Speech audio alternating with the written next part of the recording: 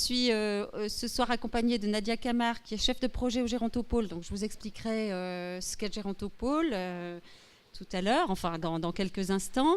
Et puis nous avons également la présence de Gérard Duplain, qui travaille à la ville de Saint-Étienne sur toute la thématique gérontologie, et qui éventuellement, on va pas l'obliger à parler, mais qui éventuellement pourra rebondir très à propos sur ce qu'on vous dira. Donc, moi, je suis arrivée au Gérontopôle il y a 1 an, dans cette association qui a été créée à Saint-Étienne en 2012 et dont le président est M. Gaël Perdriau, le maire de la ville de Saint-Étienne, et donc la ville de Saint-Étienne est un des membres fondateurs, et les autres membres fondateurs sont le CHU de Saint-Étienne, l'Université de Saint-Étienne, la Mutualité française Loire-Haute-Loire, et puis la Caisse régionale des mines, pour des raisons historiques, parce qu'à l'époque, ça représentait un certain nombre de personnes, et notamment des personnes âgées. C'est en train de se structurer un petit peu différemment, mais en tout cas, ce sont les membres fondateurs de ce Gérontopôle qui a, bien que son berceau soit à Saint-Étienne, une envergure régionale à l'échelle de la grande région, donc de la région Auvergne-Rhône-Alpes. Ces missions, alors j'ai préparé mes petits papiers pour tricher un peu, être sûr de ne rien oublier, mais tout d'abord, ce qui a prévalu à la naissance du Gérontopôle et d'autres Gérontopôles en France, c'est entre autres la loi qui aménage un certain nombre de choses en prévision ou en tous les cas en raison du vieillissement de la population. Et ce vieillissement de la population fait que entre 15 à 30 ans, nous aurons un tiers de la population française qui aura plus de 60 ans. Et que donc, on parle déjà beaucoup aujourd'hui de ces sujets-là, mais ça sera encore plus demain des sujets d'actualité, un sujet d'actualité et de préoccupation. Et ce qui prévaut donc à la création de nos structures, c'est une préoccupation des pouvoirs publics de prévoir le mieux possible l'avancée dans l'âge des personnes et de faire en sorte qu'elles puissent rester autonomes et en bonne santé le plus longtemps possible. Voilà. Les missions des Gérontopôles, d'une manière très globale, ce sont des structures finalement coopératives qui visent à faire travailler l'ensemble des acteurs qui traitent du sujet du vieillissement et on va dire de la longévité, on l'espère. Et donc, depuis la recherche, en passant par le soin, le social, le médico-social, et en allant jusqu'au monde des entreprises et à l'innovation économique. Et aujourd'hui, vous avez tous probablement autour de vous entendu parler d'initiatives pour faire des choses pour les personnes âgées, quel que soit leur âge. Et il s'agit de pouvoir recenser tout ce qui se fait et faire travailler l'ensemble des acteurs ensemble. Parce qu'on se rend compte que la société, les pouvoirs publics ont mis beaucoup de moyens, déjà depuis plusieurs années, pour adapter la société au vieillissement. La loi dont je parlais tout à l'heure, c'est la loi d'adaptation de la société au vieillissement. Et finalement, on se rend compte également qu'on travaille beaucoup dans ce que moi je décris au quotidien, enfin je dis ça comme ça, en verticalité. C'est-à-dire que chacun conduit des projets, on a des experts, des médecins, des gens qui travaillent dans le milieu social, on a des chercheurs. Bien sûr, ces gens-là travaillent avec d'autres, ont des partenariats, mais souvent en point à point. Et finalement, assez peu en essayant de partager de manière très large leurs expériences ou le fruit de leurs travaux.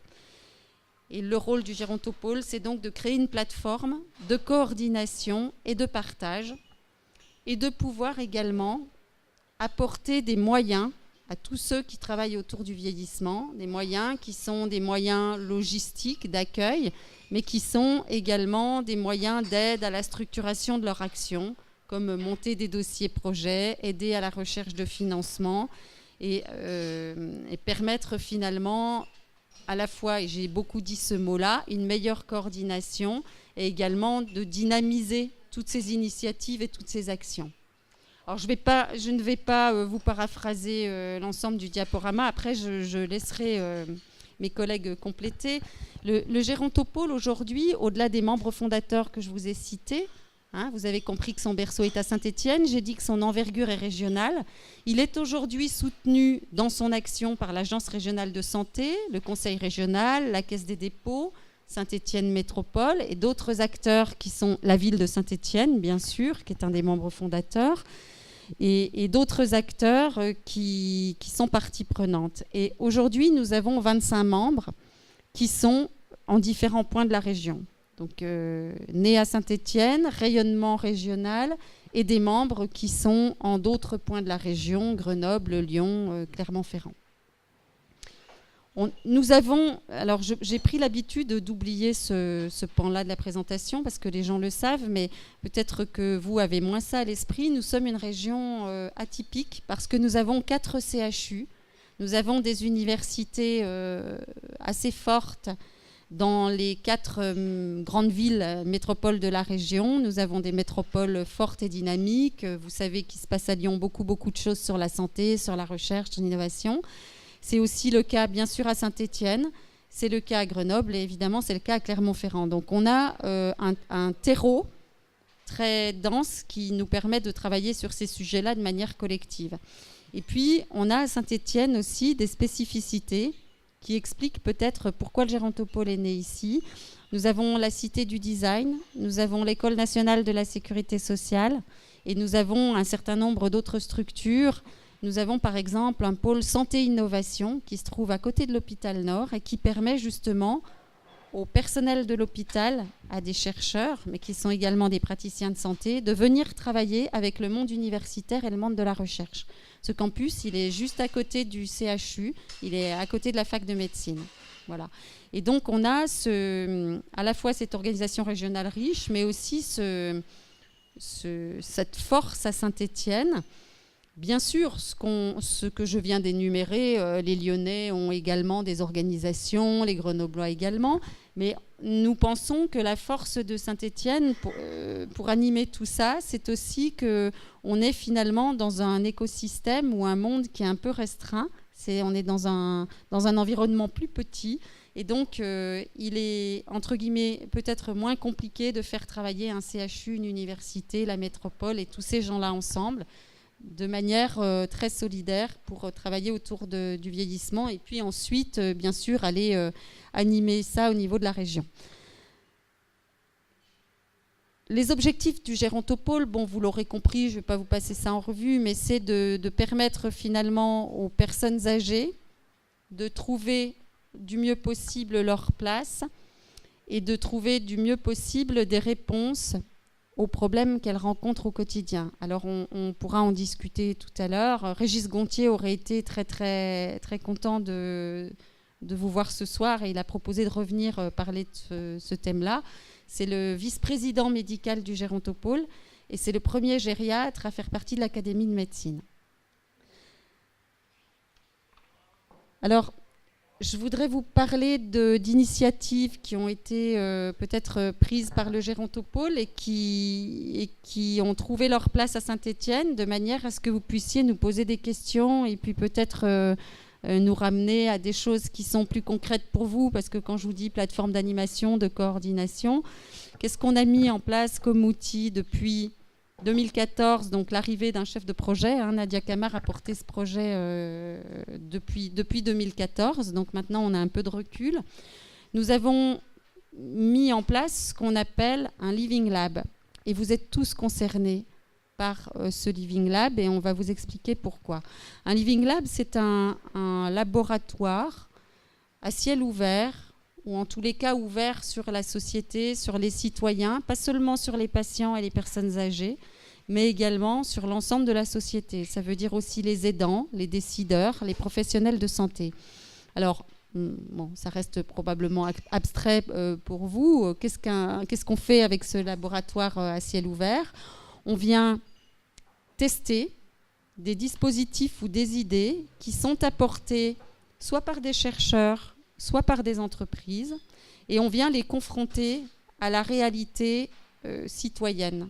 Donc, bien sûr, des personnes âgées, mais aussi, je l'ai dit, plus globalement de la société. Alors, je vais vous l'illustrer avec 2 exemples. Et si vous avez des questions, Nadia pourra y répondre. C'est elle le chef de projet sur ce Living Lab. Un des sujets qui a été porté par le Gérontopôle, c'est la mise en place d'équipements pour faire de l'exercice physique en plein air, des équipements dédiés aux personnes âgées. Et ces équipements ont été posés tout près d'ici, je crois, sur la place Jean Jaurès au moment de la Biennale du Design l'année dernière. Et l'objectif était d'observer l'utilisation de ces équipements par les personnes auxquelles ils étaient destinés et de recueillir leur avis, leurs impressions, à la fois de les observer et également de parler avec eux, avec un questionnaire, et de recueillir leurs sentiments, de manière à pouvoir adapter ces équipements quand on va souhaiter les mettre en place dans d'autres endroits de la ville. Et donc actuellement, mais je crois que les travaux ont bien avancé, Nadia en parlait récemment là, et Gérard Duplain pourra en dire un mot, ces travaux et ces observations ont permis d'influencer l'aménagement d'un square à Saint-Étienne, qui est le square Préaire, dans lequel on est allé poser ces équipements destinés aux personnes âgées. Avant de parler peut-être de la canne connectée pour illustrer le deuxième sujet, vous voulez peut-être un des deux dire un mot sur le square Préaire pour compléter? Oui, simplement pour vous dire que ce square, l'aménagement vient juste d'être terminé. On a réceptionné le chantier hier, donc oui, c'est vraiment tout récent, donc il n'y a pas encore eu une grande publicité, une information sur ce projet-là. Mais l'idée, en fait, c'est en déclinaison de la loi dont parlait Isabelle Yetta, d'adaptation de la société au vieillissement, c'est de voir comment une ville doit aussi s'équiper et équiper son espace public au vieillissement de la population et s'adapter aux demandes des seniors. Alors moi je parle des seniors, Isabelle parlait beaucoup de personnes âgées, alors ça sera peut-être l'objet aussi de nos discussions, de voir à partir de quel âge on se considère personne âgée. Ce qu'on entend dire beaucoup par les personnes elles-mêmes qui ont 60, 65 ans, 70 ans, qu'elles ne se considèrent pas comme âgées. Elles sont plutôt dans la catégorie des seniors actifs, mais qui ont des besoins réels dans tous les domaines de la vie quotidienne. Et sur ce domaine-là, qui est celui de l'activité physique, ce qui était remonté des réflexions et de ce que le Living Lab avait mis en place donc, au cours de la Biennale, c'était effectivement une demande des personnes d'avoir la possibilité de s'entraîner, de faire quelques exercices physiques sur l'espace public. Alors c'est une demande une activité qui se répand de plus en plus pour les jeunes, pour les adultes, qui est un peu moins courante pour les seniors. Et le pari qu'on prend, c'est de se dire on peut commencer à proposer ce type d'activité ouverte à tous sur l'espace public, mais avec du matériel spécifique. Donc il y a plusieurs agrès qui ont été installés sur ce square Préaire, et avec l'idée, donc, dès la rentrée, de proposer des séances d'entraînement collectif par un éducateur sportif de la ville qui viendra aux personnes qui seront intéressées expliquer le fonctionnement de ces agrès et donner quelques conseils d'utilisation pour ensuite, l'objectif final, après c'est vraiment d'entraîner les personnes vers une activité physique régulière sur cet espace-là ou ailleurs dans un club, dans une association stéphanoise. Voilà. Alors le square Préaire, oui, c'est un square donc, qui a entièrement été réaménagé. Il se situe derrière Centreteux, dans le quartier de Val-Benoît. Lorsque vous descendez la rue des Passementiers, sur votre gauche, avant d'arriver au carrefour de Val-Benoît, le square se trouve ici. Voilà. Donc, place de l'Aveu, oui, c'est ça. Oui, c'est la même chose. Oui, place de l'Aveu au square Préaire.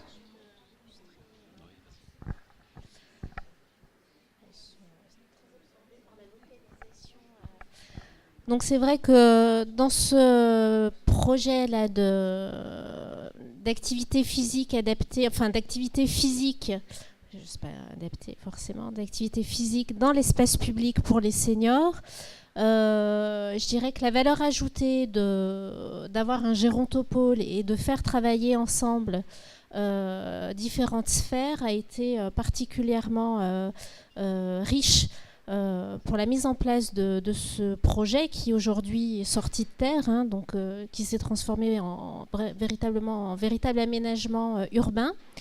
Ça a été tout d'abord de confronter, comme le disait Isabelle, à la vision du public, du terrain, mais pas seulement, parce qu'en fait, le public a été vraiment sollicité dans la conception même, en fait, des agrès, puisqu'à travers leur retour, l'entreprise qui est à la fabrication de ces agrès a tenu compte des retours et a adapté, en fait, ses produits originels. Donc l'avantage a vraiment été de mettre à disposition du public des choses qui leur correspondent à leurs envies, mais aussi à leurs possibilités physiques de manière sécurisée, puisqu'on a également fait appel à une équipe de médecins et de chercheurs qui ont, au-delà de simplement l'aspect plaisant de pouvoir faire de l'activité physique, qui se sont préoccupés de savoir si ces agrès étaient réellement adaptés au plus grand nombre et surtout s'ils allaient avoir une incidence efficace pour les personnes qui allaient utiliser ces agrès et avoir des bénéfices de santé. Donc on a pu prendre en compte à la fois les aspects d'aménagement, puisqu'on a eu des retours sur la couleur qui était souhaitée, sur le fait de pouvoir poser son sac, ne pas poser son sac, sur le fait que les explications étaient claires ou pas, sur le fait que les personnes souhaitaient effectivement faire l'activité physique en plein air, mais être quand même assez préservées des regards, etc. Donc tous ces paramètres-là ont été pris dans l'aménagement final et ont été travaillés avec des designers. Donc on a eu une intervention en fait, de toute une chaîne de compétences autour de ce projet, des designers, une entreprise qui avait un savoir-faire en termes de fabrication de produits, une équipe aussi de médecins, de chercheurs qui s'est enquérie de la sécurité en termes de santé, de l'efficacité. On a eu également la mobilisation d'une collectivité locale qui s'est mise au service aussi de ses administrés pour répondre à leurs besoins. Donc je trouve que c'est une belle illustration en fait, de ce qu'on souhaite faire avec un Living Lab et de ce qu'on entend par faire travailler ensemble la science, la médecine, les collectivités, etc. Voilà concrètement la manière dont ça se matérialise.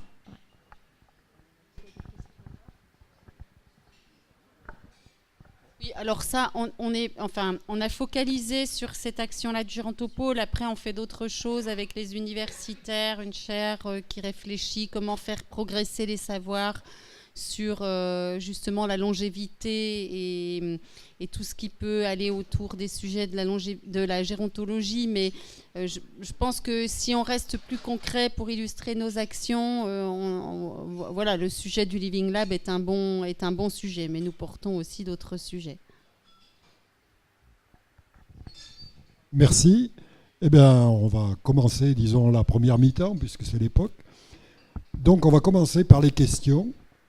Je demanderai aux personnes qui vont poser des questions de bien prendre le micro de façon à ce qu'on puisse correctement enregistrer leurs questions. Qui commence ? Qui pose la première question ?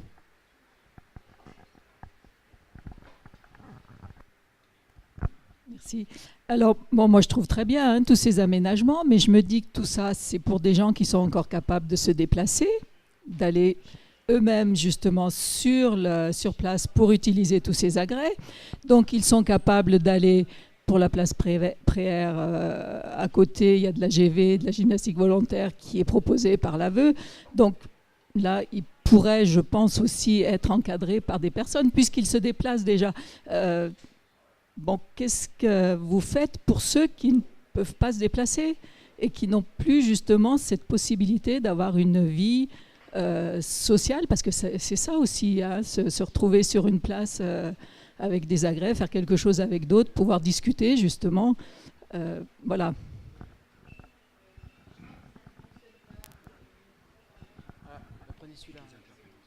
Oui. Ce qu'on essaye de faire pour ceux qui sont en moins bonne forme, c'est justement de faire réfléchir l'ensemble des compétences qui ont été citées par Nadia, hein, qu'on a citées, pour voir comment faire amener les gens le plus longtemps possible dans la meilleure forme possible, donc faire de la prévention, bien sûr pour les personnes qui sont d'ores et déjà très dépendantes. C'est plus compliqué et là, il y a des systèmes de prise en charge. Nous, on fait travailler également un certain nombre d'acteurs autour des réflexions sur la dépendance, mais un des objectifs, c'est également de construire un système qui va permettre de faire de la prévention, de l'éducation en santé et qui va permettre de garder le plus longtemps possible les personnes autonomes. Pour les personnes qui sont déjà dépendantes, il y a déjà un certain nombre d'accompagnements, elles sont déjà dans des structures et notre objectif à nous n'est pas d'interférer avec les métiers de ces structures pour celles qui sont prises en charge dans des structures, mais bien de faire travailler les acteurs de ces structures avec nos chercheurs et les personnes qui réfléchissent à ces thématiques. Nous avons, dans les actions du Gérontopôle, je pense qu'il y a un élément très important, c'est la plateforme de repérage précoce des fragilités. Le Gérontopôle a été, encore une fois, là on est un petit peu en amont puisqu'on essaye de repérer de manière précoce. Le Gérontopôle a mis en place une plateforme qui fait travailler plusieurs acteurs, une fois encore, la ville de Saint-Étienne, le CHU, l'AIMV qui est une structure de prise en charge à domicile, la CARMI avec des centres d'examen de santé et la Mutualité française Loire-Haute-Loire. L'objectif, c'est de pouvoir repérer, entre guillemets, des personnes qui sont encore autonomes, mais qui s'acheminent vers une situation de potentielle fragilité et de voir comment les aider à rester autonomes le plus longtemps possible. Donc, la ville de Saint-Étienne a mis en place un guichet, Gérard Duplain pourra vous en parler, donc, qui permet d'accueillir soit les personnes, soit les aidants, soit tout signalement de personnes en situation de potentielle fragilité et de l'orienter soit vers un dispositif social adéquat, soit vers la plateforme de l'hôpital de jour du CHU de Saint-Étienne qui dispose d'un aménagement particulier qui permet d'accueillir les personnes pendant une journée et de leur faire un bilan complet, à la fois un bilan physiologique, alors on leur fait des examens de biologie, des examens sanguins, de la radiologie, on les fait se déplacer avec un ergothérapeute, on leur propose une consultation avec un diététicien, on les fait déjeuner le midi et pendant toute cette période d'échange et d'observation, on recueille un certain nombre d'indicateurs. Et ensuite, tous les professionnels qui ont rencontré la personne vont se réunir et débriefer ensemble pour discuter de l'opportunité de faire des recommandations, soit des séances de kiné, soit d'autres types de recommandations.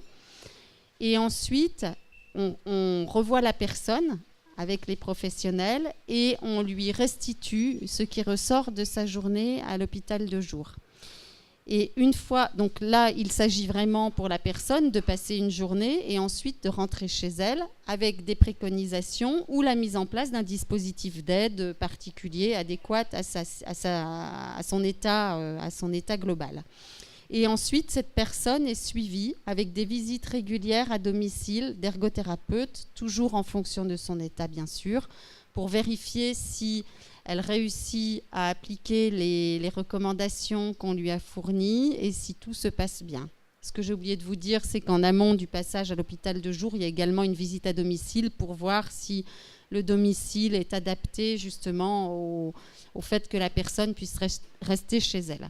Alors bien sûr, encore une fois, ça ne répond pas tout à fait à la question, madame, c'est-à-dire que là, on essaye déjà de de se positionner évidemment en amont d'une personne qui serait déjà très dépendante. Mais ce dispositif, il est actif depuis 2 ans et demi et il a permis de voir 500 personnes, je crois, en 2 ans et demi, et donc de conduire ces actions avec ces 500 personnes. Et le médecin traitant est bien sûr tenu, informé de ce qui s'est passé au niveau de l'hôpital de jour, et on essaye de mettre en place une coordination avec le suivi que lui peut faire. Peut-être que j'ai oublié des choses très importantes là. Non, sur le dispositif de repérage à fragilité, je n'ai rien à rajouter. Mais je voudrais juste reprendre une partie de la question de Madame et de sa remarque concernant l'isolement en fait, des personnes âgées, la question du lien social. Parce que c'est effectivement une question importante. Alors on le sait au niveau national, il y a des études qui ont été faites et voilà, le souci et la problématique en fait de l'isolement des personnes âgées est un vrai problème. Et je voudrais simplement illustrer mes propos et une action qu'on vient de mettre en place à la ville de Saint-Étienne, alors qui n'est pas apportée directement par le Gérontopôle, mais on pourra imaginer des liens aussi. C'est la création toute récente d'une équipe de bénévoles, donc de personnes qui sont intéressées pour venir nous rejoindre et dans l'objectif donc, de lutter contre l'isolement des personnes âgées. Donc des bénévoles, on a fait un appel à candidature. On vient d'organiser la semaine passée la première séance d'information et de formation de ces bénévoles parce que on ne peut pas simplement avec sa bonne volonté partir à la rencontre de personnes âgées isolées. On a besoin d'un peu d'outils, de réflexion en amont.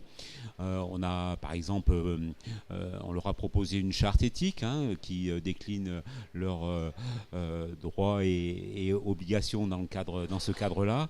On a travaillé aussi un exemple assez intéressant avec les archives municipales qui nous ont proposé différents ouvrages sur l'histoire de Saint-Étienne, on va dire, à partir de leurs archives, et qui ont été remis aux bénévoles, en leur disant, voilà, vous avez un outil pour rentrer en relation avec les personnes que vous allez rencontrer, parce que c'est pas si simple, comme ça, de se présenter au domicile d'une personne isolée, et de lui dire, je viens vous rencontrer pour qu'on passe un moment ensemble.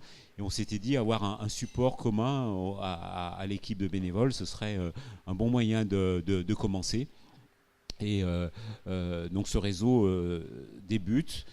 Si vous êtes intéressé, vous pouvez bien sûr nous rejoindre, soit en tant que bénévole, mais aussi ça fait partie du discours qu'on souhaite partager et porter, c'est que tout à chacun peut être concerné par cette question de l'isolement social et peut repérer dans son entourage, dans son immeuble, dans son quartier, des personnes isolées, et peut aussi proposer en fait cette possibilité d'avoir des visites de convivialité par des équipes de bénévoles pour pas passer à côté de situations qui deviennent après vraiment dramatiques.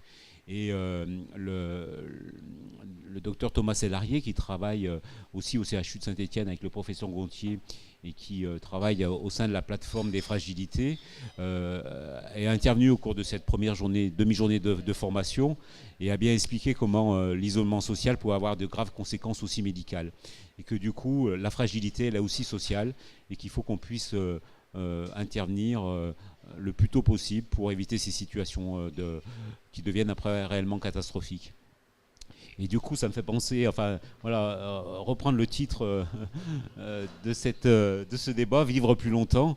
Ce que nous disent les personnes, et on peut peut-être aussi en discuter ensemble, c'est que certes, vivre plus longtemps, c'est bien. Vivre en bonne santé, c'est encore mieux, mais c'est pas possible pour tout le monde. Mais vivre seul et cloisonné, reclus dans son domicile, ça c'est la pire des choses. Donc effectivement, plus on incitera les personnes à garder une activité extérieure, à fréquenter des associations, des clubs, mieux ce sera. Et pour les personnes qui n'ont plus cette possibilité, se rendre à leur domicile, c'est un début de réponse possible. Voilà.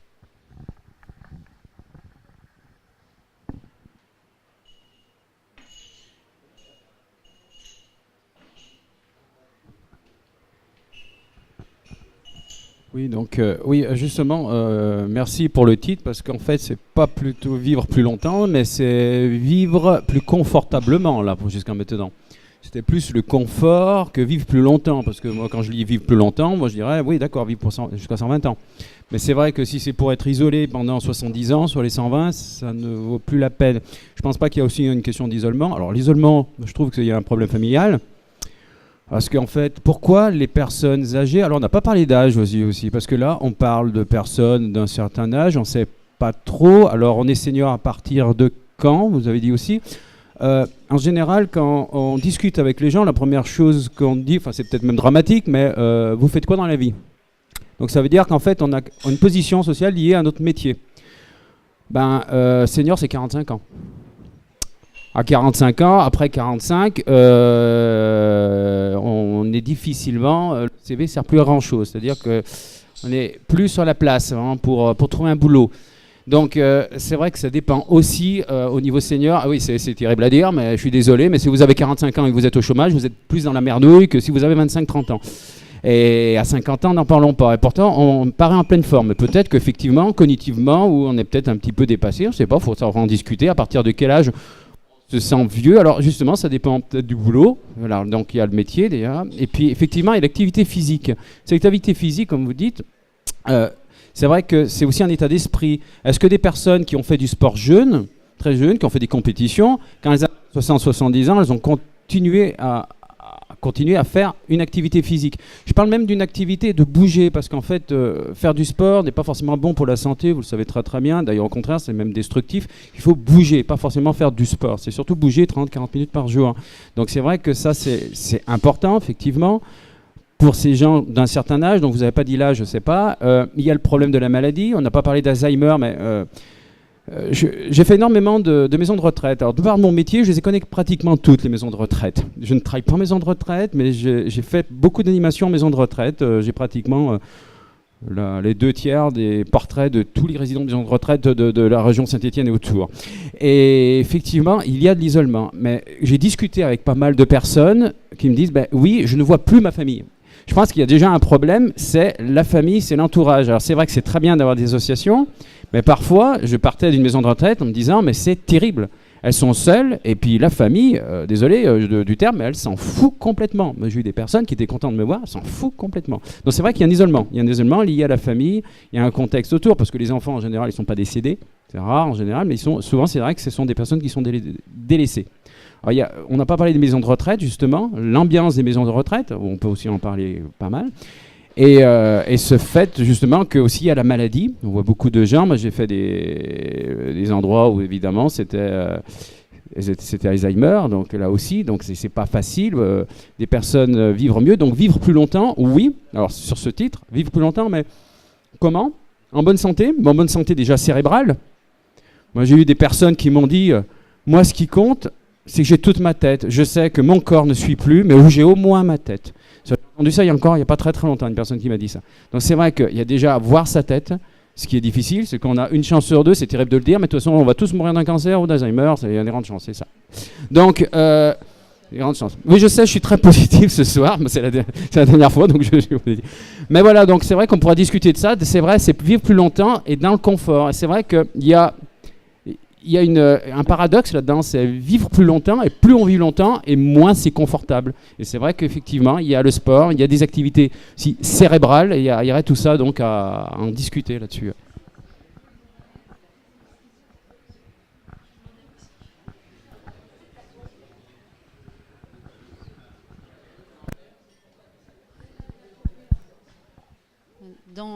Je ne sais pas si c'est un commentaire, mais peut-être une information, c'est que je pense que tout le monde a bien conscience du fait que, justement, quand on disait tout à l'heure, vivre le plus longtemps possible en meilleure santé possible.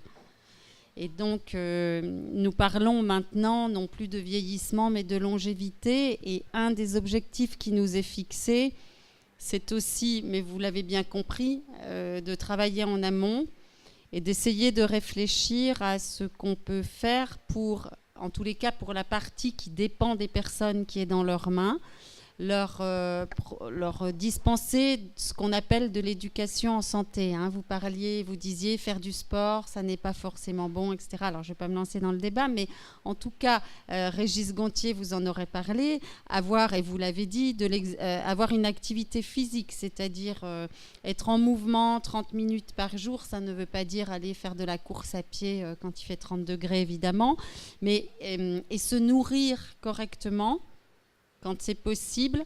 Ça relève de ce qu'on peut maîtriser au moins partiellement, parce que c'est vrai que pour l'alimentation, il y a aussi une question économique, de moyens, mais il y a aussi une question d'éducation.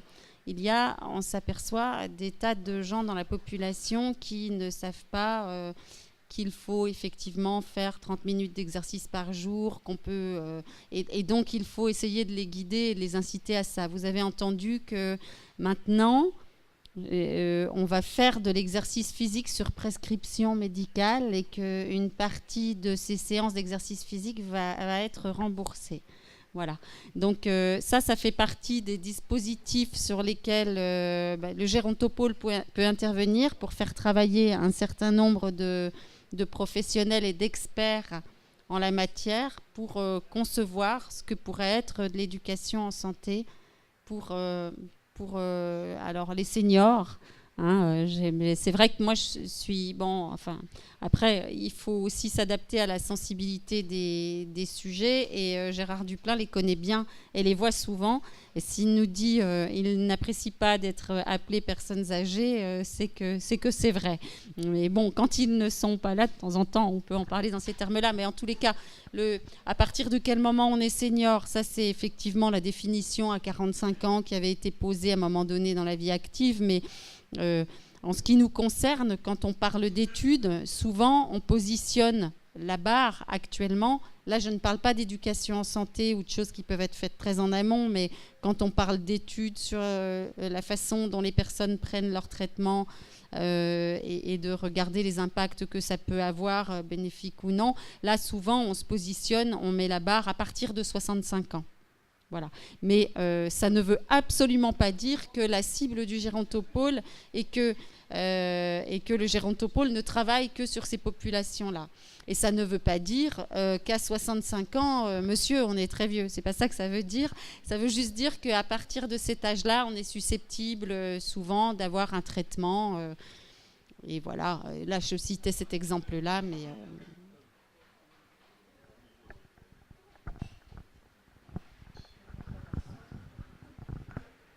Bonsoir. Alors, j'aurais, moi, une interrogation, justement, dans le vivre plus longtemps.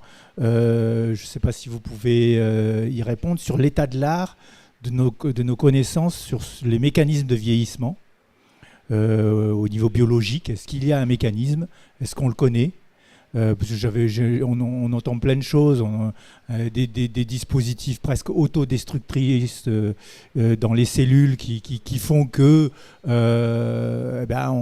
quelque part, on s'auto-vieillit au niveau cellulaire. Alors, je ne sais pas si c'est vrai, j'aurais aimé un peu connaître l'état de l'art là-dessus, si vous avez des informations. Et si oui, quels sont les travaux et les perspectives qu'on a par rapport à ces connaissances? On a un micro qui marche là, donc c'est bon.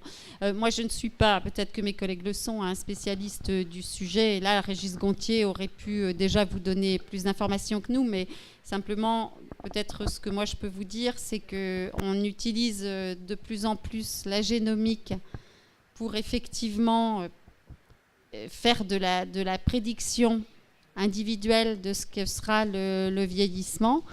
Maintenant, vous dire exactement comment ça fonctionne et ce que sont les mécanismes biologiques, je ne suis pas qualifiée pour le faire. Et en tous les cas, la génomique va nous aider à comprendre de mieux en mieux pourquoi la génomique, et pas seulement la génomique, mais pourquoi des personnes arrivent à un certain âge dans un excellent état à la fois On parlait tout à l'heure de moyens intellectuels et physiques, et pourquoi d'autres qui ont eu des conditions de vie parfois comparables ne sont pas du tout dans le même état de, entre guillemets, de santé. Vous avez tous entendu parler des études qui sont faites sur certaines populations qui vivent dans les montagnes et qui ont une alimentation, par exemple, qui est un peu déconcertante pour nous parce qu'ils mangent beaucoup de produits très gras, beaucoup de féculents, etc. Et ce sont des gens qui vivent très longtemps. Mais ils ont un environnement géographique et ils ont des gènes qui probablement leur permettent de vivre plus longtemps. Alors, encore une fois, moi, je ne suis pas experte du sujet. Ce que je peux vous dire, c'est que la génomique va nous aider à comprendre tout ça et qu'aujourd'hui, on a des dispositifs qui se mettent en place et on a une plateforme qui s'appelle Oragène en région Auvergne-Rhône-Alpes qui travaille sur ces sujets-là. C'est beaucoup regardé, par exemple, pour les facteurs prédictifs du cancer. Hein. Et viendra peut-être un jour où on pourra nous prédire avec une grande précision tout un tas de choses. Alors, je ne suis pas certaine que ce soit... toujours réjouissant. Gaouti voulait savoir si on était victime de l'obsolescence programmée, c'est ça? Oui. Simplement pour compléter, alors je complète à mon humble niveau parce que je ne suis pas non plus une spécialiste du vieillissement, pas du tout. Mais bon, voilà, simplement, compte tenu de notre fonction au Gérontopôle, on s'intéresse bien évidemment au sujet. Alors c'est vrai que cette notion de vieillissement, pourquoi certains vieillissent mieux que d'autres, finalement, c'est un peu ça la question.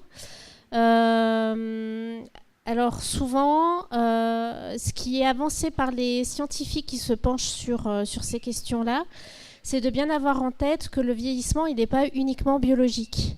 Il y a un vieillissement biologique qui commencerait à l'âge de 15 ans, en fait, parce que les cellules sont programmées, nous sommes programmés pour mourir. Il y a de l'obsolescence programmée, c'est ce qu'on appelle le phénomène de sénescence cellulaire. Donc il y a bien évidemment des déterminants qui sont biologiques, et là la génétique joue tout son rôle. Mais la génétique ne fait pas tout comme dans tous les domaines. Il y a aussi des facteurs qui sont environnementaux, qui vont passer par justement le fait d'être bien moralement, sur la qualité de vie, le bien-être. Est-ce qu'on vit plutôt à la campagne? Est-ce qu'on est serein? Est-ce qu'on n'est pas trop exposé au stress, à la pollution?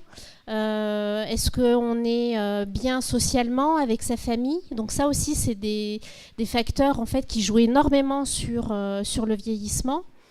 Et puis il y a aussi les facteurs d'ordre psychologique, psychique, au sens où ça rejoint un peu la génétique, mais nous n'avons pas tous, en fonction de notre vécu, de notre présent, nous n'avons pas tous les mêmes ressources psychologiques. Et là aussi, ça va jouer sur le vieillissement.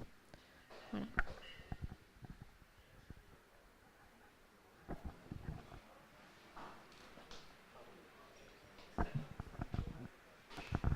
Bonsoir.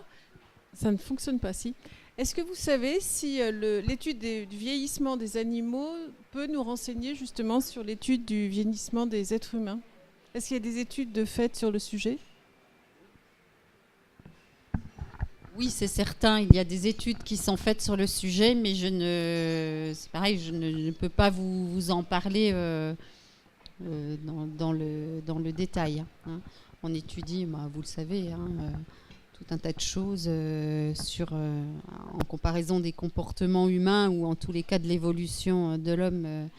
Je pensais à des études qui sont faites sur les addictions au sucre. Et donc, on a forcément étudié le vieillissement. Maintenant, nous, on n'a pas de catalogue. Enfin, en tous les cas, on n'a pas ça comme ça à disposition, ces études-là, ce soir, pour vous rétrocéder ça. Hein. Encore une fois, il faudrait que Régis Gontier puisse vous en parler si toutefois il a exploré ce sujet-là. Ce dont je ne suis pas certaine, en tout cas pas dans le détail, peut-être. Peut-être.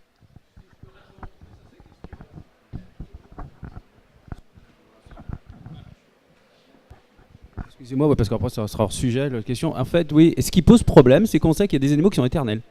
Et c'est vrai que, par exemple, il y a une méduse qui est éternelle, il y a le tardigrade qui pose aussi pas mal de problèmes aussi, parce que lui, on peut le congeler et quelques centaines d'années ou quelques milliers d'années après, il revit. C'est ça le problème.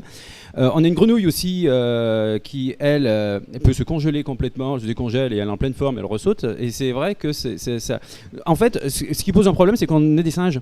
Et si on étudie le tardigrade, on n'est absolument pas un tardigrade. Mais c'est vrai qu'il y a pas mal d'études, il y a des gens qui vont faire leur vie entière pour essayer de voir si ce problème de l'éternité, ce qui est assez étonnant, enfin ça c'est philosophique, c'est pourquoi la nature fait des animaux éternels? Il y en a très très peu. J'en ai un, j'arrive jamais à retenir son nom, vous pouvez regarder, c'est la méduse qui s'appelle le Tiretopsis nucriticula. Elle est éternelle en fait, et c'est ça qui est assez étonnant. Elle vit. Le homard, alors j'ai appris, il faudra regarder aussi sur la source. Le homard en fait, il régénère des cellules, mais il n'y a pas de taux en fait d'erreur, et du coup en fait c'est par prédation qu'il meurt. Et il y a des animaux qui meurent par des prédations, et c'est très énervant. Et c'est vrai qu'il y a pas mal d'études qui sont faites, parce que c'est très énervant parce qu'il y a des animaux, et on se pose la question, mais la nature. Comment ça se fait qu'elle fait des animaux où, s'il n'y a pas de prédation, ils peuvent vraiment durer très longtemps? Et par rapport à nous, mais un problème, je pense que... Enfin, après, il faudra qu'il y ait des spécialistes. Je pense que notre souci, c'est qu'on a des singes, des primates. Et donc, il faut regarder la vie des singes et comment ils se comportent. C'est vrai qu'ils ne vivent pas très longtemps.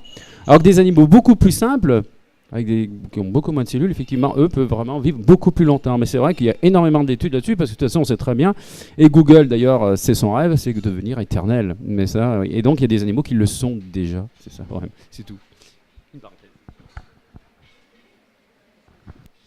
Alors moi, c'est vraiment autre chose. C'est la manière dont on parle des personnes dites âgées. Vous m'avez fait sursauter tout à l'heure quand vous avez dit qu'il y a eu une étude parce qu'il y a des jeunes, des adultes et des seniors. Et bien sûr, moi, je me suis dit, ah bon, quand on est senior, on n'est plus adulte? Et je crois que les mots que l'on utilise pour parler des personnes âgées sont très importants. Ça va aussi avec l'idée que à une époque, la vieillesse, c'était aussi la sagesse. Et que là, tout de suite, j'ai bien l'impression que cette association, elle vit difficilement. Donc, et alors la question que j'ai pour vous, c'est quand vous pensez tous ces projets, pensez-vous à vous, vieux aussi? Alors moi j'ai oui une réponse à vous apporter. J'ai tout de suite bondi sur le micro là. Alors peut-être que par moment, vous avez vu, on n'emploie pas toujours les mêmes mots. Par exemple, à qui dit personnes âgées, mais alors ça va heurter certains. À qui dit senior, ça va heurter d'autres. En tous les cas, un des objectifs que nous nous sommes fixés au Gérontopôle et collectivement avec toutes les personnes qui travaillent actuellement dans le giron du Gérontopôle, c'est de faire comprendre à l'ensemble de la société que la personne âgée, alors excusez-moi si c'est pas le bon terme, mais moi je vais l'appeler comme ça, que la personne âgée est une source de valeur.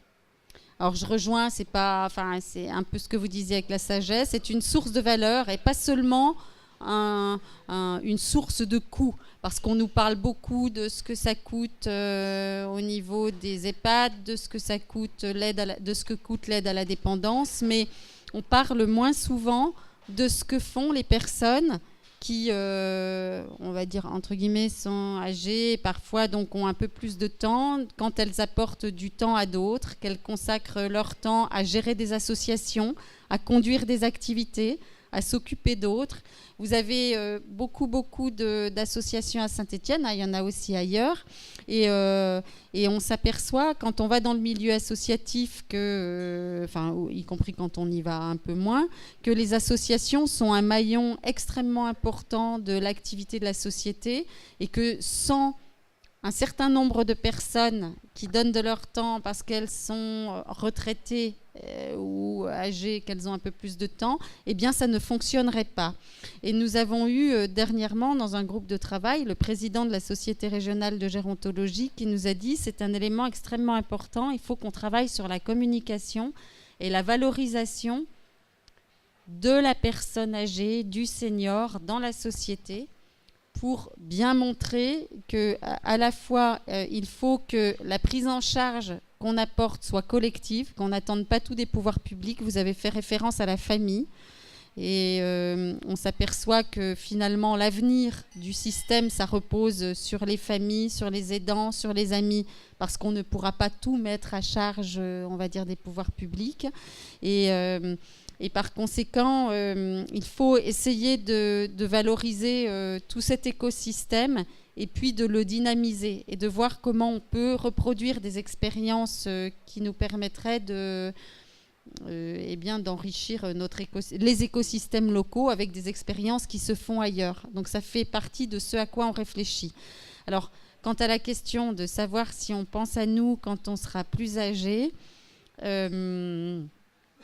oui, bien sûr, et on a déjà tous ceux qui travaillent sur le sujet du vieillissement ou de la longévité dans notre entourage, un parent, un grand-père, une grand-mère ou d'autres personnes plus âgées que nous qu'il faut commencer à accompagner et à aider, voire à éduquer. Moi, j'essaye de faire ça avec ma maman, donc je suis très consciente de ce que je vais devenir quand je la vois évoluer. Et donc, ça nous aide aussi à travailler au quotidien. Voilà. Mais oui, je pense que vous avez tout à fait raison. La question de la sémantique est vraiment importante et on voit comment les mots évoluent au fur et à mesure des années et comment, selon chaque terme, on met une définition qui devient après partagée et commune. Alors tout à l'heure, c'était aussi un peu pour lancer le débat que je mettais cette question-là sur la table, de comment appeler ce public-là qui est très hétérogène, parce qu'effectivement, entre la personne de 60 ans, 65 ans, et puis la personne de 85, voire 100 ans, puisqu'on a de plus en plus de centenaires, on est sur des générations différentes, sur des histoires de vie différentes, et du coup sur des besoins complètement différents. Donc on a parlé pendant de nombreuses années de personnes âgées. Ça, c'était toutes les politiques de l'après-guerre, on va dire, avec le mouvement de la sécurité sociale, le minimum vieillesse. Et en fait, là, on ciblait souvent des personnes à très faible revenu, et il y a toute une politique qui était connotée à cette question des personnes âgées. Après, j'entends aussi, moi, dans mon entourage, enfin professionnel, de personnes dire, mais pourquoi on ne parle pas des vieux, on parle des jeunes, pourquoi pas les vieux?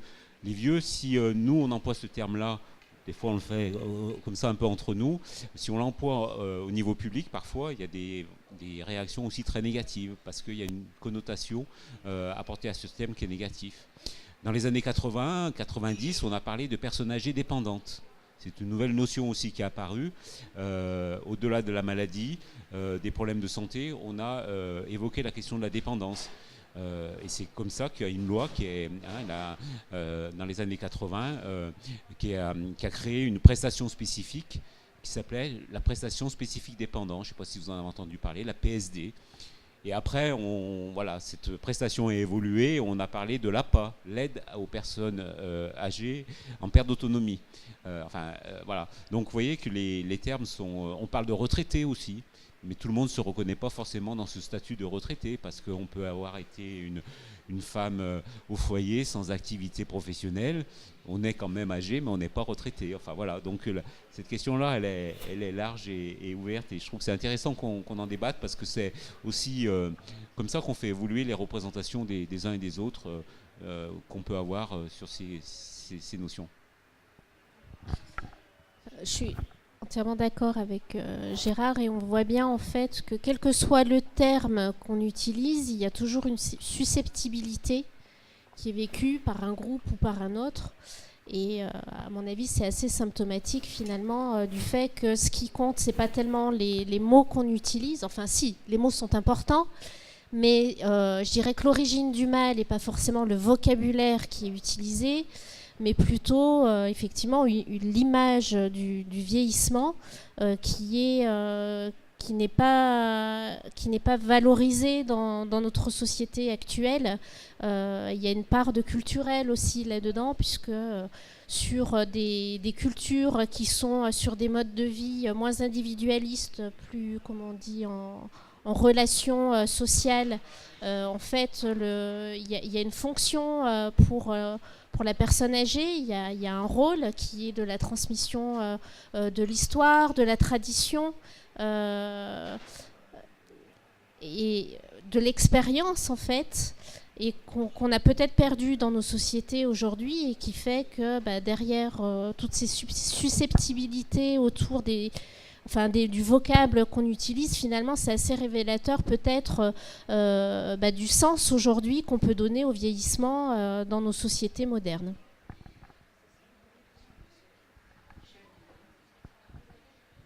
Alors, une dernière question, et puis nous passerons à la pause.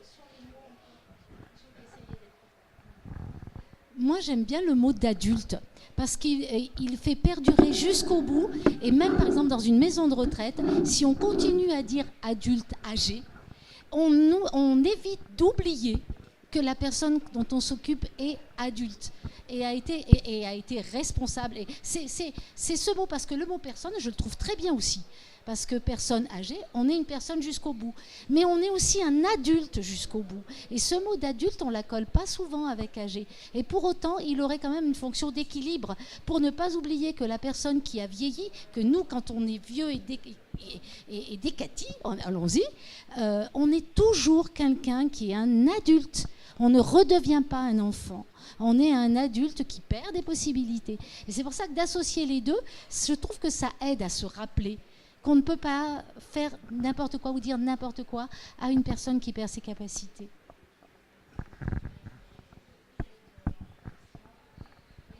Ce qui a été dit dernièrement me fait penser à toutes ces réflexions éthiques que nous conduisons également. Vous avez posé la question tout à l'heure de savoir si quand on a des idées ou qu'on porte des projets, on se projette, on se met aussi à la place d'eux finalement, parce que c'est très important dans la notion de respect.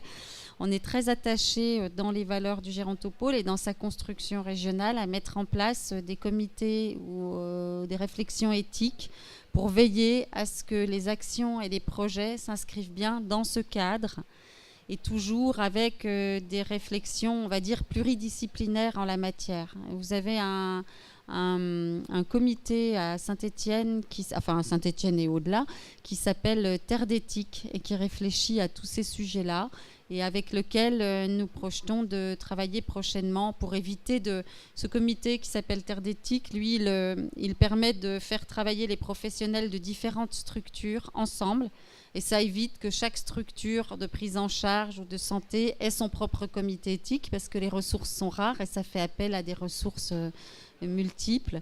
Et donc, on a déjà ça sur le territoire, et donc on pense s'appuyer sur cette structure-là. Mais c'est bien une dimension qu'on a à l'esprit. Et quand de temps en temps, on oublie un peu dans les projets qu'on veut mettre en place, parce que quand on discute avec les chercheurs, parfois on pense très loin dans l'avenir, pour faire de la prévention. Le professeur Régis Gontier nous ramène à la réalité en nous rappelant qu'on a aussi des choses très concrètes à traiter, et beaucoup de personnes qui ont besoin de projets et d'appui déjà actuellement. Et donc, voilà, ça nous ramène aussi à la réalité de ce point de vue-là.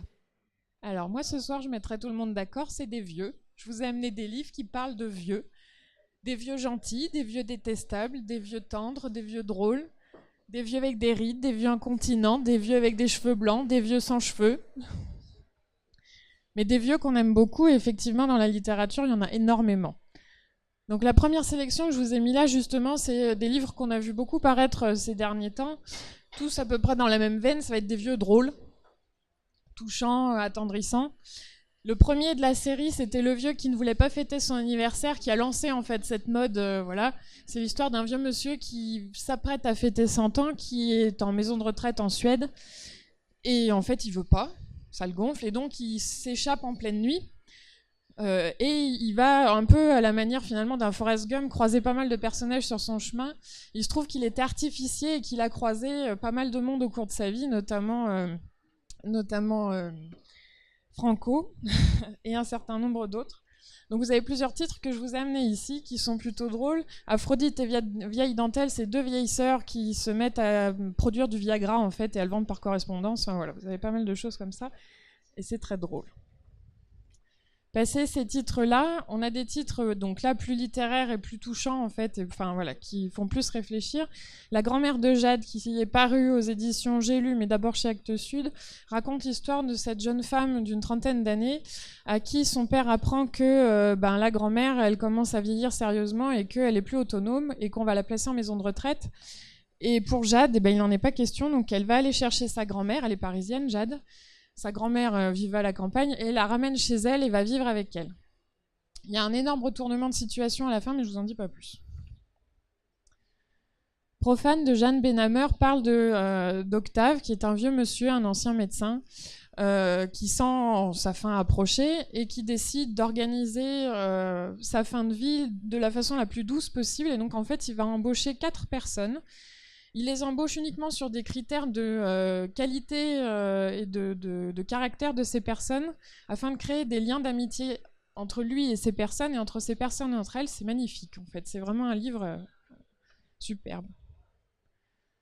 Un peu plus transgressif, il vient de sortir celui-là, et donc c'est un plaidoyer à charge contre les maisons de retraite. Hein. Il est très très drôle. Le suivant, pareil, qui est sorti assez récemment dans une nouvelle collection chez Les Arènes.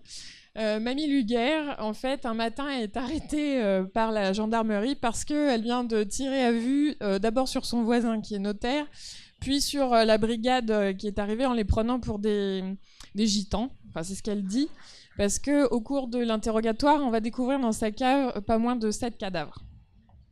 Et c'est prétexte à reprendre toute sa vie, en fait, depuis le début du XXe siècle jusqu'à nos jours, et elle explique sa vie. Ce livre-là est un des plus connus de ma liste. Et d'ailleurs, en fait, il y avait un passage magnifique à lire, qui se trouve... un incipit.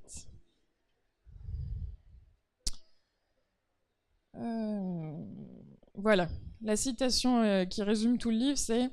Il possédait l'antidote contre le redoutable venin de la vieillesse, il savait lire. Et donc c'est un vieux monsieur au fin fond de la jungle qui justement vit sa vieillesse en lisant des romans d'amour tragiques. Lui, c'est ça qui lui plaît. Hermann Hesse, L'éloge de la vieillesse, c'est donc une sélection de textes et d'articles qu'il a écrits sur les dernières années de sa vie, où en fait il fait le bilan de sa vie. Ce sont de très beaux textes, et des textes justement où on valorise la vieillesse comme une sagesse et pas seulement comme une déchéance.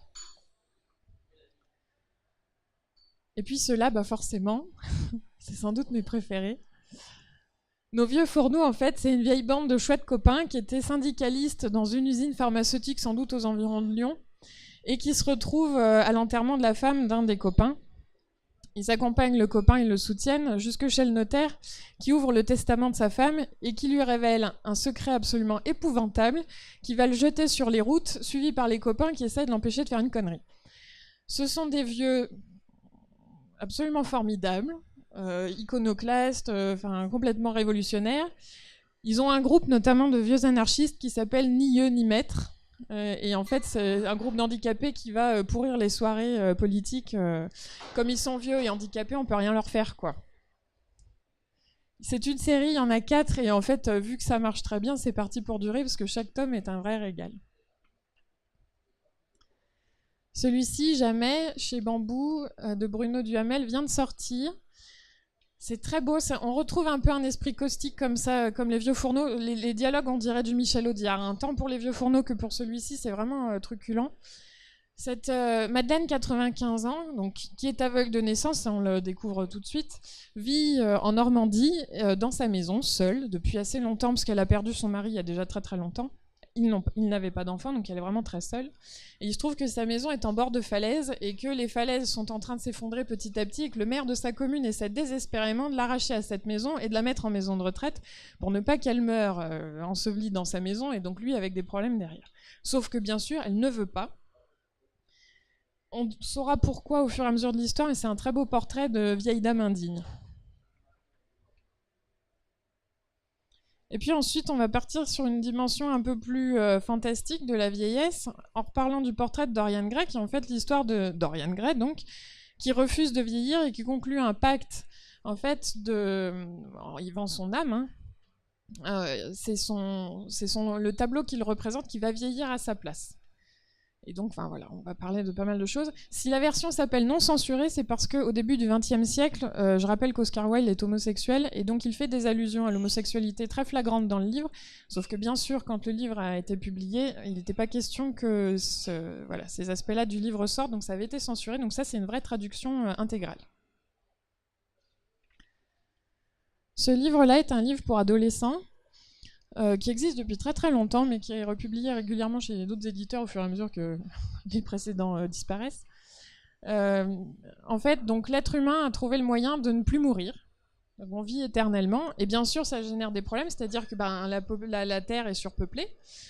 Donc il y a un moment, il faut trouver une solution, et la seule solution qu'on a trouvée, c'est si on souhaite rester immortel, on doit s'engager à ne pas avoir d'enfants. Donc on s'engage, on signe un contrat, etc. Et la société a une milice qui surveille ça. Et il se trouve que certains des adultes, alors qu'ils ont demandé l'immortalité et s'engager à ne pas avoir d'enfants, en ont. Ces enfants sont appelés des surplus, on les confisque à leurs parents, on les met dans des orphelinats où ils vont être transformés en esclaves pour les autres. Et donc l'histoire, en fait, commence avec Anna, qui est un surplus, et qui va découvrir un certain nombre de secrets sur cette société. C'est passionnant. Il y a des suites. Et enfin, on va le prendre à rebours, notre problème du vieillissement. Benjamin Button de Francis Scott Fitzgerald, cette fois c'est le contraire, c'est-à-dire que Benjamin Button, quand il naît, il est vieux, et toute sa vie il va rajeunir et il mourra bébé. Et on a fait le tour, et j'ai donc encore un certain nombre d'ouvrages ici que vous pourrez consulter ensuite. On peut causer, même si ce n'est pas des questions. Ces deux témoignages. Le premier qui est, comment je peux dire, dans la vie quotidienne. Moi, j'habite à Saint-Chamond. Il y a une association qui s'appelle ELEA, de l'enfant à l'adulte, accompagner l'enfant, qui s'occupe donc de petite enfance, mais aussi de personnes âgées. Pourquoi j'en parle? Parce que justement, on a parlé de Saint-Étienne, ce qui se fait à Saint-Étienne. Dans nos campagnes, ELEA agit aussi dans la vallée du Gier, mais aussi dans l'Ondaine, se met en place toute une politique de prévention. On s'aperçoit, vous le savez, hein, vous êtes tout à fait au courant au Gérontopole ou à la ville de Saint-Étienne, mais les actions de prévention, d'une part, sont très demandées. Hein, si les infirmières et les personnes de ELEA vont auprès des clubs et des personnes âgées, c'est parce qu'elles en demandent. Elles sont friandes de savoir un peu, c'est des banalités pour beaucoup, comment éviter les chutes, comment pas se brûler, etc. Donc, cette action de prévention concourt énormément à vivre vieux. Premier témoignage. Deuxième témoignage, je vois madame là qui lisait tout à l'heure les vieux fourneaux. Je ne suis pas payé pour, mais je fais la réclame pour les vieux fourneaux. C'est une bande dessinée sensationnelle. D'abord parce que on mêle trois histoires, l'histoire des personnes âgées, qui essayent de revivre un peu leur jeunesse. Il y a l'histoire de mai 68 aussi qu'on découvre, et l'histoire de la jeune femme. Comme métier, elle est marionnettiste, sa caravane s'appelle Le Loup en slip. C'est mignon, Le Loup en slip. C'est aussi un livre pour enfants, Le Loup en slip. Bon, mais c'est dire que ça balaye vraiment tous les âges et toutes les histoires mêlées.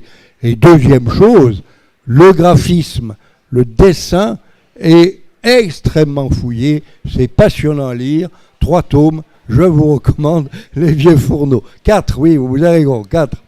D'accord ? Bon, maintenant, 2 petites réflexions.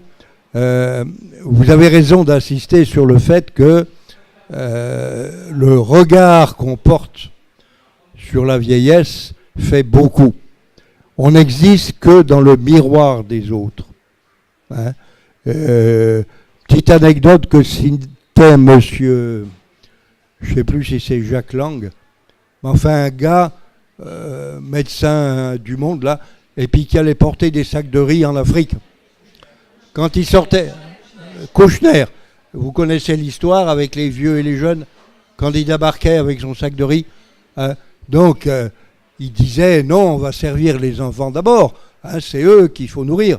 Et non, il a choqué tout le monde, parce qu'il fallait d'abord servir les personnes âgées et les personnes en âge de procréer. Hein.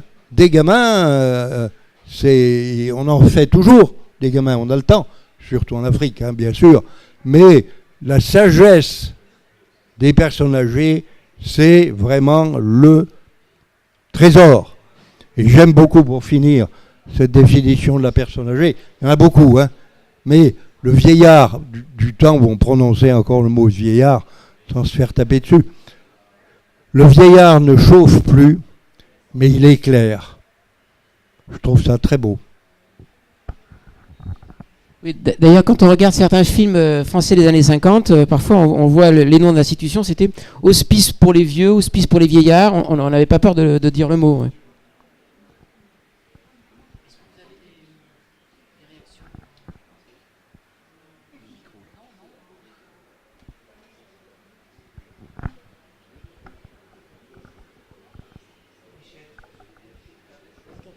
Alors, ma question sera simple, hein, parce qu'on tourne autour de l'espérance de vie. Certains scientifiques ont imaginé l'espérance de vie à 150 ans. La question que je me posais, c'est de savoir si d'un point de vue sociétal et économique, vous avez des économistes qui travaillent dans vos laboratoires pour penser l'âge de la retraite demain.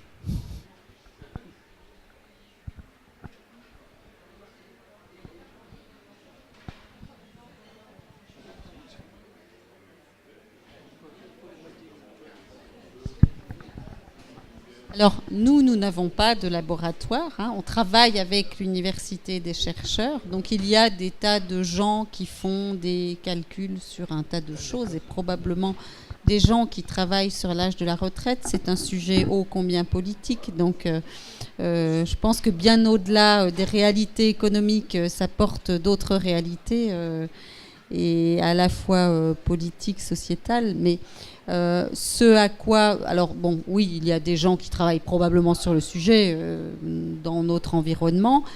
Ce à quoi nous avons réfléchi avec un chercheur de l'université de Saint-Étienne, c'est la façon dont on peut aider les personnes à rester le plus longtemps possible dans la vie active, en meilleure santé possible. Et ça, ce n'est pas le Gérontopole qui a trouvé cette thématique, c'est un projet européen, c'est-à-dire il y a une thématique au niveau européen qui est sortie sur ce sujet-là, parce qu'on commence effectivement à réfléchir à, puisqu'on a eu l'idée dans un certain nombre de pays de maintenir les gens plus longtemps au travail, ou en tous les cas un certain temps au travail, on réfléchit aussi à la façon dont on peut les aider à rester actifs, non pas plus longtemps, mais en tous les cas, le même temps, dans la meilleure forme possible. Et donc, ce projet européen, il demande d'avoir justement un projet qui permette d'associer les citoyens, donc les citoyens qui sont encore dans la vie active, les entreprises, et qu'on puisse porter ce sujet-là et cette thématique avec des objets connectés pour inciter et mesurer l'impact que peuvent avoir les objets connectés sur les incitations faites aux personnes à faire notamment de l'exercice physique. Puisque, on l'a dit, c'est galvaudé maintenant, mais donc l'exercice physique, la nutrition, font quand même partie des facteurs de base. Et donc, ça ne répond pas tout à fait à votre question, mais donc ça prouve bien que cette idée de rester actif, âge de la retraite, et comment on fait pour maintenir des populations actives en entreprise et en bonne forme, c'est un sujet qui est réfléchi au niveau européen. Et je pense pas seulement au niveau européen.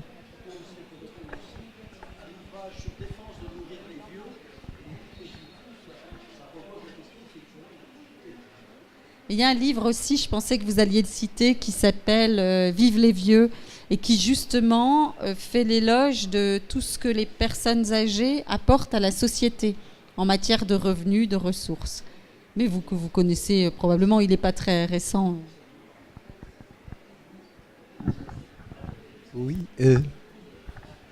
Oui, au secours des seniors, appelons Victor Hugo. bel exemple de longévité, de vitalité aussi bien intellectuelle que physique, notamment sexuelle, il faut le dire. Donc alors, qui dit dans un de ses poèmes, dans Bose endormi, donc Bose qui enfantait sur le tard, hein, très tard même, et il disait car il y a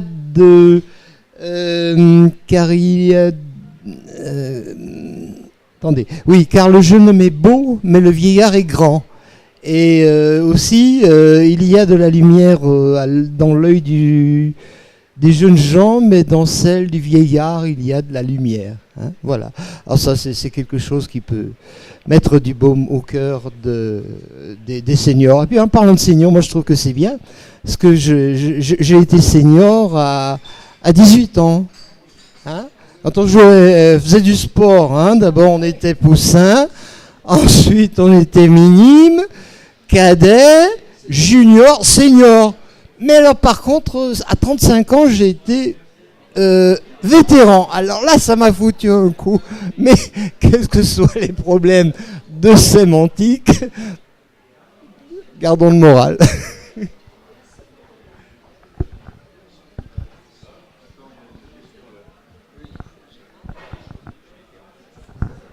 Oui, on entend. Oui. Moi, j'aimerais bien savoir pour quelle raison il y a cette obsession que les personnes âgées fassent des activités physiques. Parce que quand on vieillit, on a les pieds qui se déforment, la colonne vertébrale qui se déforme, on a des rhumatismes de partout, on a mal souvent de partout, on dort mal, enfin on a beaucoup de malaise. Alors pour quelle raison on irait courir partout pour rester en bonne santé, moi je vois pas du tout. Et je me demande, dans une activité physique, où est l'affectif? Parce que les personnes âgées aussi ont besoin d'affection de leurs amis, d'affection de leurs proches, et comme vous disiez justement, de ne pas avoir d'isolement. Mais l'activité physique, moi il me semble que, du moins pour moi, c'est pas l'important. Oui, une partie de réponse à cette question. Je parlais tout à l'heure de différences culturelles qui pouvaient avoir des répercussions, notamment sur le vieillissement. Il y a des cultures, on l'a dit tout à l'heure, des pays où on vit mieux, plus longtemps que d'autres. Et en matière d'activité physique, l'objectif n'est pas tant arriver 50 ans, 55 ans, n'ayant jamais fait de sport de sa vie, les premiers rhumatismes arrivant, de se dire je vais me mettre à faire du sport pour aller mieux, mais plutôt de s'inspirer d'autres cultures, d'autres médecines qui ont fait leurs preuves, et notamment dans les pays orientaux, où quand on voit le tai chi chuan, en fait, l'hygiène de vie passe énormément par l'alimentation et l'activité physique. Et toutes les études scientifiques tendent à montrer que le fait de se prendre soin de soi, à travers ce que l'on mange, à travers l'attention que l'on porte à son corps, à l'entretien qu'on investit pour son corps, amène à vieillir plus longtemps, et surtout à vieillir plus longtemps en meilleure santé. Et je pense que l'activité physique, c'est aussi un moyen d'aller vers le lien social, puisque c'est l'occasion de pratiquer en club, avec des personnes qui partagent le même intérêt, la même activité physique. Et notamment au travers du Square Préair, un des objectifs était... l'objectif était d'atteindre ce double objectif, à la fois de faire émerger un lieu où les gens vont pour prendre soin d'eux, mais aussi de donner un médium, un lieu prétexte pour provoquer des rencontres. Je faisais des signes tout à l'heure quand vous parliez en disant quand on fait du sport, alors c'était une façon de nous taquiner, j'imagine, j'ai l'impression on s'isole. Quand on parle d'activité physique, alors soit on a été justement, soit on a été éduqué comme ça, ou on a eu l'habitude de pratiquer une activité physique, quelle qu'elle soit, parce que ça peut être très très doux dès son plus jeune âge. Soit on commence à la pratiquer parce qu'on nous a expliqué que c'était bon et qu'il faut marcher 30 minutes par jour. Bon, 30 minutes par jour, c'est très très vite atteint. Et donc là, on n'est pas du tout à chausser les chaussures de sport, le short et à aller courir 1 heure quand il fait 30 degrés. Hein. On n'est pas du tout sur ce type d'activité. On parle de sortir, d'aller faire ses courses, de monter les escaliers quand on peut le faire, bien sûr. Plutôt en marchant qu'en prenant l'ascenseur. On parle d'aller acheter son pain. Et tout ça, ça fait ce que disait Nadia, ça permet d'avoir du lien social, de sortir, de parler avec des personnes et en même temps de bouger. Et quand vous disiez, quand on a des rhumatismes partout, qu'on commence à avoir mal, etc., ça, il a été prouvé. Mais alors, encore une fois, moi, je n'ai pas les compétences de Régis Gontier. Il vous expliquerait ça avec des termes en étayant ça avec des arguments très scientifiques. Mais en tous les cas, on entend ça partout. Et c'est très crédible, de la part de personnes très crédibles, c'est que plus on commence à avoir du rhumatisme et des douleurs, et plus il faut essayer de bouger, mais de bouger avec quelque chose qui soit doux et adapté à l'état dans lequel on est. Et en tout cas, l'immobilité ne fait qu'aggraver très lourdement les problèmes qu'on peut avoir. Et ça, c'est prouvé, hein, on entend ça partout, et c'est étayé par un certain nombre d'études et de publications. Donc voilà. Et donc sur Saint-Étienne, chaque année est organisée des journées de sensibilisation justement pour répondre à ces questions. Pourquoi bien manger pour bien vieillir? Pourquoi bouger pour bien vieillir, etc. Donc il y a eu 2 éditions auparavant, l'une qui portait justement sur l'état de fragilité. Qu'est-ce que c'est? À partir de quand il faut s'en soucier et comment on peut gérer cette phase de fragilité. Et la 2e édition était réservée, dédiée au bien vieillir et l'activité physique. Et cette année, donc, la journée de sensibilisation se déroulera le 2 octobre sur le thème de l'alimentation et du bien vieillir, à 2 pas d'ici, à l'hôtel du département. Et alors, est-ce qu'on a le droit de vous poser une question? Bien sûr. Alors, pourquoi avoir choisi ce thème, vivre plus longtemps? Comment est-ce venu et comment avez-vous choisi de traiter ce sujet ce soir? Alors en fait c'est simple, donc l'association Astronef qui organise depuis maintenant à peu près 4 ans, hein, c'est ça Gaouti, les cafés Sciences et Philo, on a comme mot d'ordre de parler de science et de science dans la société, d'une part, d'autre part aussi de montrer qu'à Saint-Étienne et dans la région, il y a des compétences, des pôles de compétences, des savoir-faire, des connaissances importantes et qu'il se passe des choses à Saint-Étienne. Et c'est vrai que on s'est rendu compte que le Gérontopôle avait une excellente réputation. Il n'y en a pas 50 000 en France. Et ça, c'était un souhait de montrer que dans ce domaine-là, Saint-Étienne est en pointe de ce qui se fait. Et puis en plus, effectivement, bien vieillir, vivre longtemps, c'est un phénomène c'est un désir de la plupart de nos concitoyens. Donc on avait envie de traiter le thème. Voilà. Alors, qui veut poser la prochaine question ?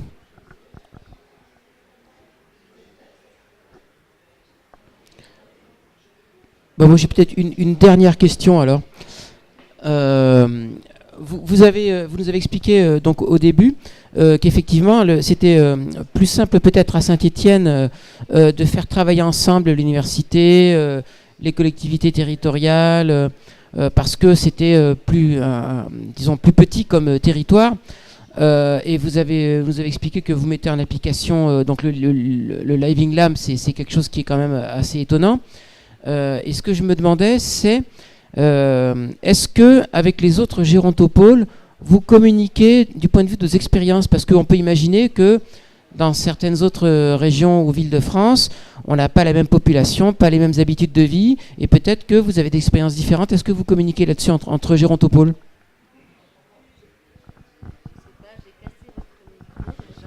Pour commencer, voilà. Pardon. Ce qu'on a fait, c'est qu'on a interviewé les autres gérontopoles sur la façon dont ils sont organisés, sur les projets qu'ils portent. et sur les financements qu'ils ont, la façon dont ils sont structurés. Et nous avons le projet d'organiser une journée, si possible nationale, des gérontopôles pour échanger sur ces sujets. Alors pas forcément tout de suite en rentrant dans le détail des différences qu'il pourrait y avoir sur les bassins de population, mais peut-être déjà en échangeant plus globalement et en voyant ce qu'on pourrait troquer en s'inspirant de leur intelligence pour alimenter ce qui se passe sur le bassin ici. Mais sans aller dans d'autres régions de France ou sur d'autres territoires, on s'aperçoit déjà que les caractéristiques des bassins de population sont très différentes quand on est à Saint-Étienne, à d'autres endroits de la Loire, quand on est près de Clermont-Ferrand ou dans le Cantal, et quand on est à Lyon, voire même quand on va plus loin en Savoie. Et donc déjà, dans la région, on a beaucoup de terreaux à explorer.